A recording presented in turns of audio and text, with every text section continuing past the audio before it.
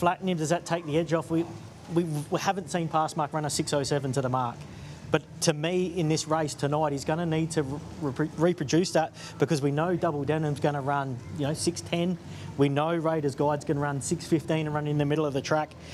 We know Miss Mary Jo ran, 6:15 last week. So there's genuine speed drawn underneath him as well. So he'll need to hit the start, because you don't want to be 3 and 4 wide going past the kennel house the first time, because that's when the likes of Lady Wilson, hard up against the fence, will be pinching ground on you. Just a question. If he reproduces what he produced last week fresh, he's going to be awfully hard to beat. But can he back that up? It took 60 starts before we could see that PB effort. To think we're going to get it 8 days later, I can see why the market's a little bit soft on him, and I can have a little knock that way. But Jeff Britton, Reigns, you wouldn't be surprised to see him come out and run 41 and a half again. But I just want to see it again before I can get really wrapped up in what he produced last week. I've gone back this week to what he was like prior to the spell and try to utilise that form line more as a true guide than the one out of the box after 2 months off. Yeah, Patch, there's probably people sitting at home watching this and saying, well, you just harped on about how he got the perfect run into the race with Double Denim. He's now drawn on the outside of Double Denim again. So why can't he get that sort of setup again? But as Nath touched on, there's a little bit more speed, 5 and 6. Raiders Guide will stay middle of the track. So he's not going to get it all his own way, but he's a sort of dog that is an out-and-out stayer, and maybe he is a little bit flat off that performance last week, but maybe he doesn't have to run 41.5 to win this race. Maybe he can run a 41.8 that he's probably more accustomed to, that we're more accustomed to seeing him. He's certainly a massive chance in this one. Yeah, that he is. We won't take a look at the next 2 replays as we're getting this ripping vision pre-race, almost as if you like in the rooms before a grand final, which is just awesome. But they were, Nath, Mapunga Surprise and also Miss Mary Jo. Firstly on Mapunga Surprise, who advanced with Henry Intention. She goes from box 3, Mapunga Surprise, into box number 1. Can she have an impact from the draw? Well, I think she does, because as we touched on with Lady Wilson, she's got a similar first split, Mapunga Surprise, to Lady Wilson. So she could hold the favourite up somewhat and take the path. She could also just be moderate to begin and let Lady Wilson get in front of her. She raced truly last week. She was able to sit on the fence. She sat mid-pack. The run's open. She was able to take her opportunity. Comes up with a red in a race of this quality. She's got enough early speed. She's a 2-time winner off box 1. She posts 41 and 70 as a PB here, which is well and truly good enough to be competitive. And she's in Jeff Britton's care. So she ticks a lot of boxes to warrant her spot and to be firm enough in the market here tonight. Miss Mary Jo's the other one who won a heat, and you could, fairly say that it was quite fortunate with the drama that happened, but she is through, and a great story behind her as well, because her trainer Colin Kelly's got one greyhound in work. It is Miss Mary Jo, and she's into the biggest staying race the world has to offer, at least from a significance and prestige and history point of view.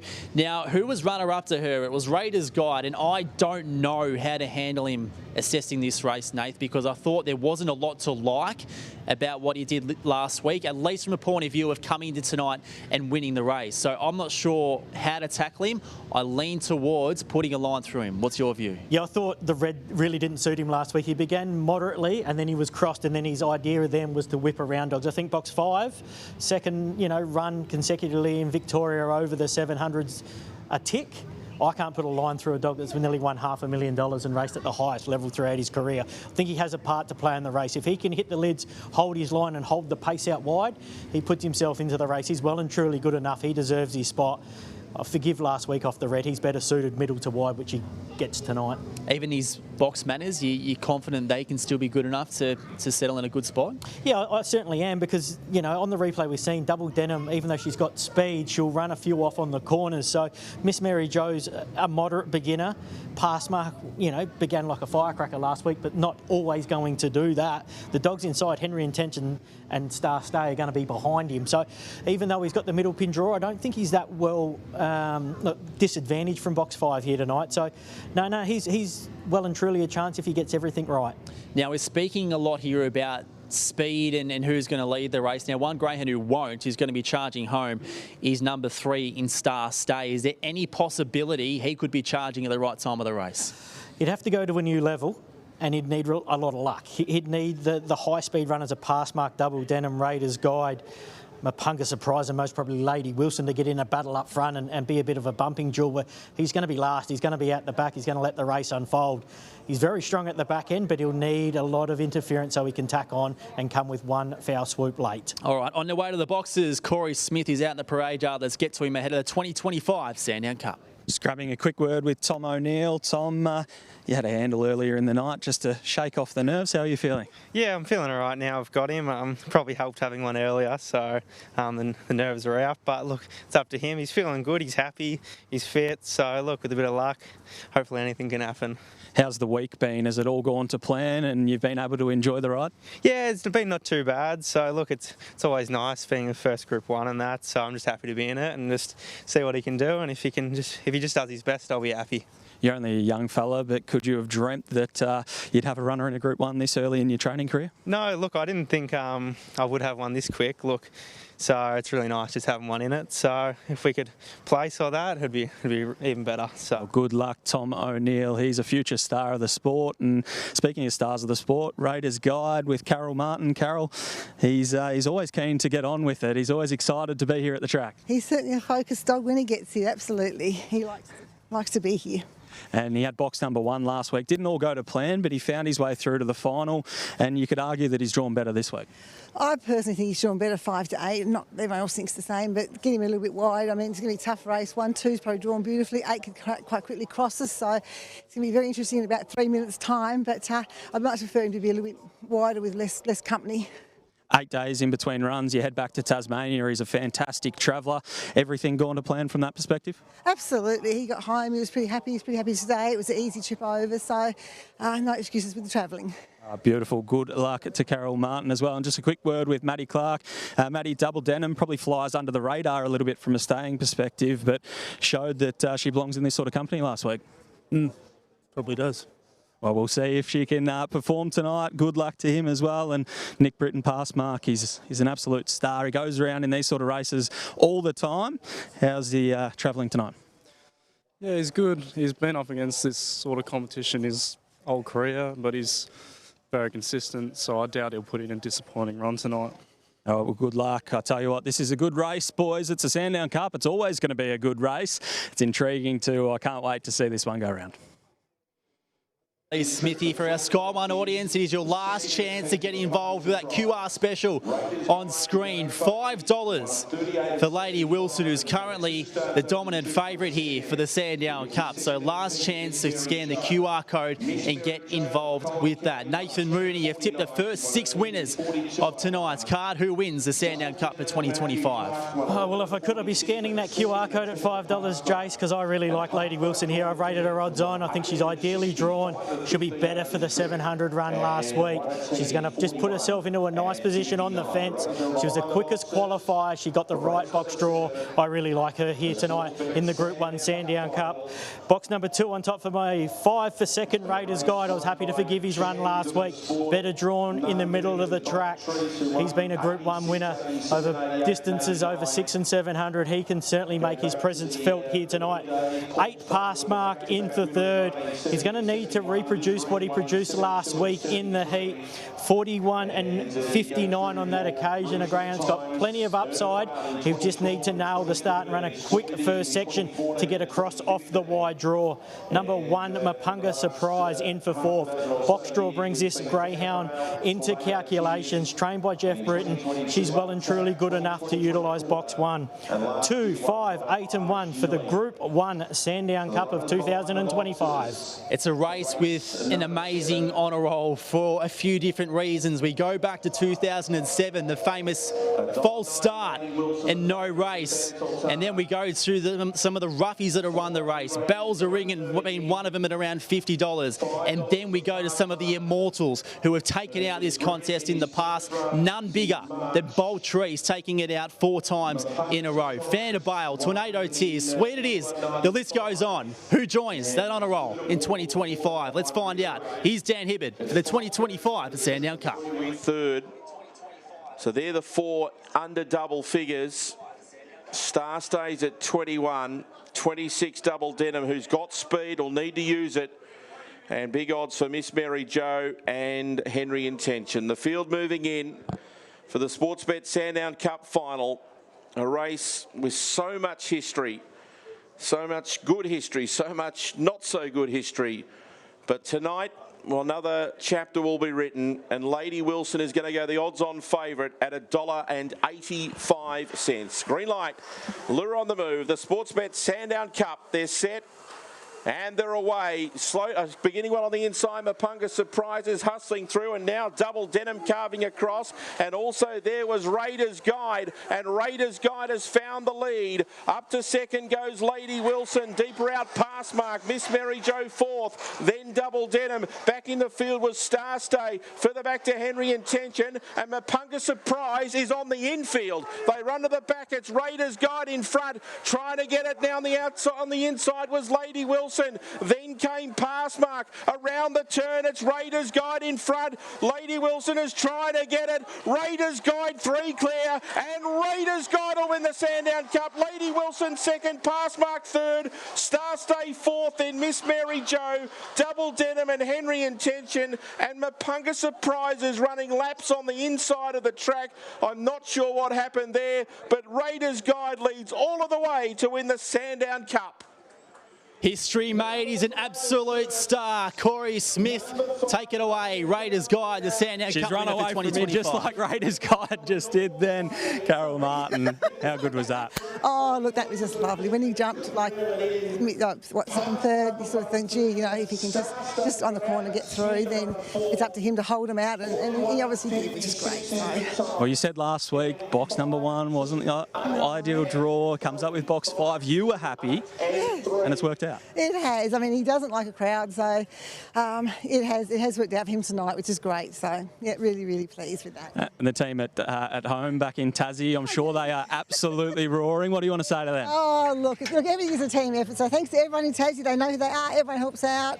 You've got catchers, you've got handlers. Everyone helps. So hi to everyone in Tassie, and we're just real pleased that we've done it home for them. And I could be wrong. I'm not sure a Tasmanian trained dog has ever won 3 Group 1s. Not to my knowledge, I don't believe so.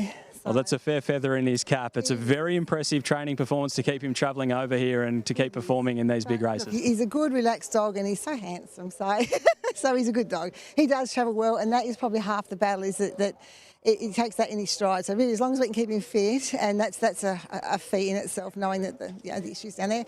But look, give all credit to him.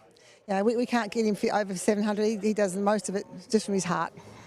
He's got plenty of that. So you go and give him a big cuddle. There is Carol Martin, Raiders Guide, another winner in a Group 1. Very, very happy, Carol Martin.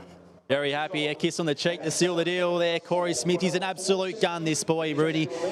I mean, we've known it for a long period of time. I was a fool to doubt him going into tonight, but another reminder that he is one of the more versatile and classiest greyhounds we have seen in most recent years. Yeah, he didn't have a great deal of luck last week off the inside draw. He was crossed, and then he wanted to get to the wider part of the track. He'd done really well to qualify, because at the post the first time last week, he was last. And there was interference in front of him, and he made the right decision to hook around, flashed home, ran second, was able to qualify. And that's all you've got to do round 1, Jace, because you get to the big stage. He nailed the start. He got to the right position. There was interference behind him, and he's been able to post 41 and 56. And Lady Wilson, the favourite, she had her chance. She got on his back with a lap to go. She was a couple behind him. As we talked about, he's going to leave the rail. He gave her the opening, but she just couldn't match the wily old veteran. He deserved another group win, over $500,000 in prize money for him. And you wanted to write him off. You wanted to put a line through last week, but he's just been a marvel over 5, 6 and 700, and another group win for Raiders Guide, and well deserved for the Taswegian there. And he takes the show on the road, and that's what I love. He's over 4 years of age. He's done it in all parts of the country, and he brought up another Group 1 victory here tonight. Some great emotion and elation there from Carol Martin after the win. And look, adding to the drama and history of this race, I mean, we won't want to see it again, but there was amazing vision there of Mapunga Surprise going under the rail, which we don't want to see. However, stewards have informed Dan Hibbard to put over the PA here, hold all tickets. So we don't have an all clear at this stage on the Sandown Cup, but Nath, having seen everything that's that race brought to the table, you'd have to feel like it's unlikely we're going to see anything other than an all clear here. I mean, it had no impact on the rest of the runners or how the rest of the contest played out. No, they just want to most probably go over and view the replay a couple of times and make sure, you know, that the dogs weren't distracted by Mapunga Surprise being on the inside of the track and didn't balk or run away or see anything. From our advantage point and watching it live, she was well and truly clear, and she was running on an inner circle on the inside of the track and following the lure around. Which is totally dark. I mean, I think there's zero chance I would have noticed her in there. Yeah, but I can see why the stewards just wanted to hold up on the all clear to just visualise and make sure there was nothing more to see and there was no disadvantage to the other 7 runners participating in the race. But I do think that the all clear will be soon posted, and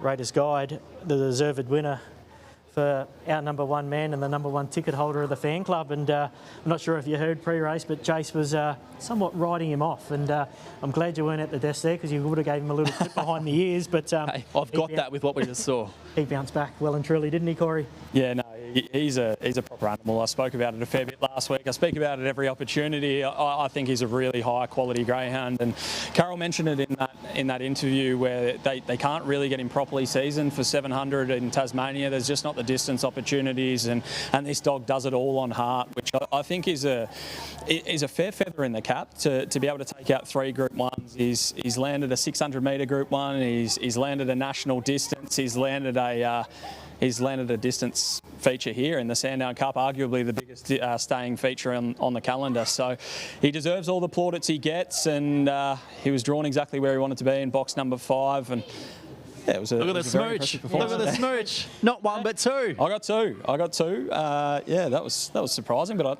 that was all right. That's what happens you get when you're the number 1 ticket holder in the fan club. Exactly right. Yeah. I feel like I've come along for the journey.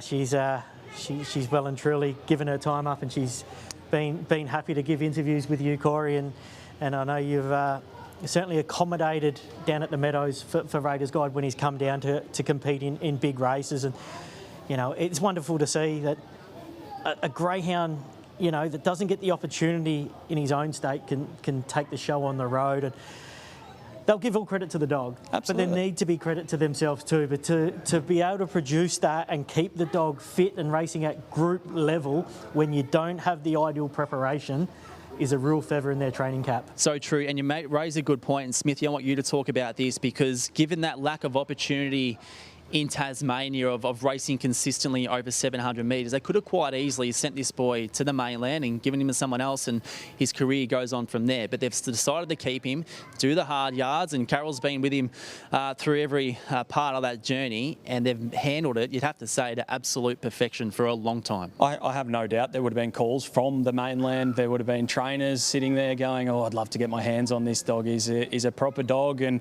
I'd love to have him in my hands, put him over 700, put him over 600 week in, week out. And the team down in Tasmania, Gary and Greg Fahey, they decided that they're towards the end of their greyhound training career rather than the start, and this is the best dog that they've ever had. And they said, well, we're not going to give him up for anyone. We're going to enjoy this ride, and enjoy it they have. 3 Group 1s, 600 metre feature, a 715 metre Sandown Cup, and a 730 metre feature at Angle Park in a national distance. It's a fair resume, and as you said, there's plenty of feathers that need to go in their training cap, because that is one of the best training performances you'll see, to be able to travel over from Tasmania for all these big features and to be able to take them out and run well. Nate, we see 2nd and 3rd there on the podium, which was, of course, Lady Wilson and Passmark. And the way the race played out, I mean, Passmark was never going to get those front 2, but Lady Wilson's point of view, I mean, Raiders Guide was too good. I don't think there's really any other way to put it, is there? No, she had every chance. She got over, she got behind him, and she was only a couple of lengths behind him after they went a lap. And what we seen last week was her really hit her straps in the back half of the race. And she wasn't able to pick him up tonight. He ran quick enough on the arm, and yeah, every possibility for the runner-up, Lady Wilson. She was good. She was really good in defeat, but she ran into one better tonight. And if you run her up in a Group 1 behind Raiders Guide, I don't think that's a blinch on your resume. She was good, and she was another one that had to travel. So I'm not sure. We talked about last week if she'd go home or if she'd stay. I'd imagine she went home for the 8 days and come back. But she lost no admirers in second, and Passmark was brave in third again. It was all about the start. when I done the form, I couldn't map him running 6:07 again. You know, like that might have been that freshness in his legs last week, and there was pace drawn initially underneath him, and he just couldn't get the fly on him like he did in the heat. Another honest group placing for Passmark, and he's just a bona fide star that butters up week in, week out, and always holds his own, no matter what distance race he's in. But full credit to Raiders Guide, and he was a worthy winner of the Sandown Cup in 2025. It's one thing to speak about these greyhounds, Smithy, that go around in all of these good races week after week and travel in the case of Raiders Guide. But, I mean, let's remind ourselves about the point of his career that he's at. He's over 4 years of age, which is, I mean, it's a difficult thing to do, to be racing well at that age, let alone being able to take out these majors. He's had 75 starts, well, 76 now, and he's now won 39 of them, and he's mixed his distances. He's been, you could argue that he's been somewhat kept fresh as a stayer, because he hasn't raced so much over the 700 metres or even the 600 metres, and it's just been purely due to a lack of opportunities. We've seen him plenty over the 461 at Hobart, where he's run some really fast times there, and yeah, I can't speak highly enough of the training performance from the team from Tasmania to get this bloke to just continuously come into these races. He runs good races just about every week, and last week you spoke about Patch on the data. His run was plain. He didn't get it his own way, but he did what champions do, and that is find their way through to the final. And he's won 3 Group 1s. You could argue maybe he would have won more if he spent the whole time over here on the mainland, but I don't think there's any point arguing that. I think you just sit back, enjoy the career that he's had, and there might not be that much left of it, but he's certainly ticked a hell of a lot of boxes and has an awesome resume. It'd just be interesting, like, with your words there, Corey, he is over 4 and he is lightly raced. Maybe that has helped him. Maybe. You know, like, he isn't the bona fide, genuine 700-metre grinder, because they give him a couple and then they've got to pull him back, and then they've almost got to work him up like a thoroughbred horse, where they get him to peak, they come here for a couple of weeks, they go home, there's nothing, we rest up for a couple of weeks, we pick out the next auction and go. So he's over 4, he doesn't look like stopping. No. But I think that lightly raced and the situation they're in might eventually be beneficial, and might have been beneficial, because at 4 years of age, if he was in the mainland and he had 80 starts, would he have that spring in his step to really get out and get rolling and run 41.5 on the arm? Maybe not. So I know it's been, you know, a little bit of a disadvantage not having them races in Tassie, and a lot of times we don't have them races in Victoria. We see tonight we've got this. Yeah, let's not act like we do. We don't have them week in, week out. We have trainers that have to go into state and look for 700s as well, and New South Wales are the same, and South Australia are the same, and Western Australia are the same. Like, the staying ranks are pretty limited, and then the field and races available are even smaller from there. So I think the lightly raced, you know, and programming his racing between 600 and 700 metres has most probably allowed him to be over 4 years of age and still competing in Group 1s at the highest level. Just got a text as well from the mighty Brennan Ryan. What a champion. Only Tassie dog to win 3 Group 1s. That's some sort of effort. Well, I'm glad I got that backed up, because I rolled with it in the interview, and as soon as I started saying, I was like, oh, I probably should have fact-checked myself before I started going with it, but he would be right. He's our man, Brennan Ryan, and yeah, he's an absolute superstar, his Raiders guy. Yep, that he is. Okay, so Raiders Guide makes his way back to the kennel block with Carol Martin. Be a nice journey home, wouldn't it? Oh, absolutely. What do they do? Do they simply fly in, fly out? I think they've done a few different things. I think they've taken the ferry, but I think the last few weeks they've been flying. Yeah. All right, absolute star. He is Raiders Guide, and all the best to the camp in celebrations. We don't usually see a big crew from them on track, do we? No. I'm sure there's plenty involved. Yeah, there is plenty involved by all reports. Gary and Greg Fahey down there in Tasmania. Carol's obviously the daughter, and she's the travelling foreman, for lack of a better term, and she's the one that comes and handles him in these races and has to put up with him pulling his way to the boxes, because I tell you what, he's an absolute bull. You're standing next to her, interviewing her, and he wants to get to the boxes. He wants to get the job done, and she has her work cut out for her, but certainly all worth the sore arm when he wins a Sandown Cup worth $150,000 of the winner. Yeah, that's nearly got him to 600 in prize money too. And